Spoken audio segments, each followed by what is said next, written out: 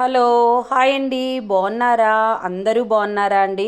ఎండలు చూస్తే చాలా ఎక్కువగా ఉన్నాయండి. అసలు ఎంత మంచినీళ్ళు తాగినా సరే దాహం అనేది తీరటమే లేదండి. అసలు ఏం ఎండలో ఏమోనండి. మనం అనుకుంటాం శీతాకాలం వచ్చింది, చలికాలం వచ్చింది, ఎండాకాలం వస్తుంది, ఎండాకాలం వస్తే ఎంత బాగుంటుంది అని అనుకుంటామండి. నేనైతే నిజంగా అలాగే అనుకున్నానండి. వర్షాలు పడేటప్పుడు దేవుడా వర్షాకాలం ఎప్పుడు పోతుంది, అలాగే చలికాలం వచ్చినప్పుడు అబ్బాయి చలి ఎప్పుడు తగ్గుతుంది, అలాగే ఎండాకాలం వస్తుంటుంటే ఎండలు వస్తే ఎంత హ్యాపీగా ఉంటుంది అనుకున్నాను. కానండి ఏంటో ఈ సంవత్సరం మాత్రం అండి అసలు ఎండల్ని మనము ఎలాగా గుర్తించాలో కూడా తెలియట్లేదండి. ఇంట్లో ఉంటే చెమటలు కారిపోతున్నాయండి, బయటికి వెళ్తే విపరీతమైన దాహం వేస్తుందండి.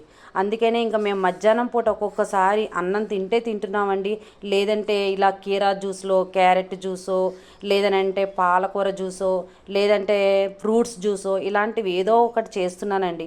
పిల్లలు కూడా అండి అన్నం వండి పెడుతుంటుంటే కొంచెం తింటున్నారు, మరి కొంచెం వదిలిపెట్టేస్తున్నారండి. అందుకని ఈరోజు నేను కీరాలు తెప్పించానండి. ఎందుకంటే కీరా వల్ల ఏంటంటే మనకి లోపల బాగా కూల్ అవుతుందండి. మనం ఏ తిన్నా సరే అరుగుదల శక్తి అనేది పెరుగుతుంది.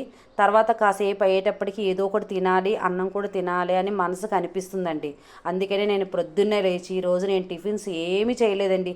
ఇడ్లీ పెడుతుంటే ఇడ్లీ వద్దంటారు, దోశ తినమంటే దాహం అంటారు.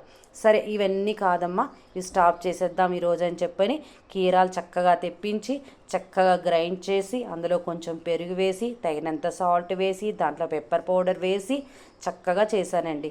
నిజంగా అండి తాగిన తర్వాత అండి చాలా కూల్ అంటే కూల్ అవుతుందండి బాడీ. ఆ తర్వాత మనకి దాహాన్ని కూడా అరికడుతుందండి. అందుకనే నేను కీరాలు తీసుకొచ్చానండి. అలాగే మీరు కూడా అప్పుడప్పుడు కీరాలు తెచ్చుకోండి, జ్యూస్ చేసుకోండి. అలాగే ఈ యొక్క ఎండను మనం తట్టుకోగలిగిన వాళ్ళం అవుతామండి. అసలు నిజంగా అండి బయటకు వెళ్దామంటే ఎండ, ఇంట్లో ఉందామంటే చెమట, ఈ రెండింటికి మధ్యన ఎండాకాలం అంతా కూడా అయిపోద్దేమోనండి. కాకపోతే మేము మాత్రం ప్రస్తుతానికి ఇంట్లోనే ఉంటున్నామండి, ఎక్కడికి వెళ్ళట్లేదండి. కొంచెం మనం తట్టుకోగలము ఎండని అనుకుంటే బయటకు వెళ్ళొచ్చు, కానీ అసలు తట్టుకోలేనంత ఎండ ఉంది అనిపిస్తుంది నాకైతే. మరి మీకు ఎలా అనిపిస్తుందో కామెంట్స్లో తెలియచేయండి. నాకైతే ఎండ తట్టుకోలేకపోతున్నాను. ఏదో ద్రవ పదార్థంలా తీసుకుంటే అండి కాసేపటికి ఏదో తినాలనిపిస్తుంది. అదే ఘన పదార్థం తీసేసుకున్నాను అనుకోండి అసలు ఇంక ఈ పూట అన్నమే వద్దు అన్నట్టుగా అయిపోతుందండి. ఓకేనా అండి? ఇది కూడా నేను చేశానండి కీరా జ్యూస్. ఈరోజు ఇదే తాగుతామండి, ఇదే బ్రేక్ఫాస్ట్ అండి. ఆకలేస్తే మళ్ళీ వంట చేస్తానండి, వంట అయితే చేస్తాను, కాకపోతే ఆకలి అవుతూనే కదండి తింటాము. అది నచ్చిందా అండి? నచ్చినట్టయితే ఒక లైక్ చేయండి, అలాగే షేర్ చేయండి, అలాగే సబ్స్క్రైబ్ చేయండి. కామెంట్స్లో ఎండ తట్టుకోలేను అని నేను అంటున్నాను, ఎండ ఎలా ఉందనేది మీరు కామెంట్స్లో ఒకరో ఇద్దరు ముగ్గురో కనీసం తెలియచేయండి. ఓకేనా అండి? థ్యాంక్ యూ అండి.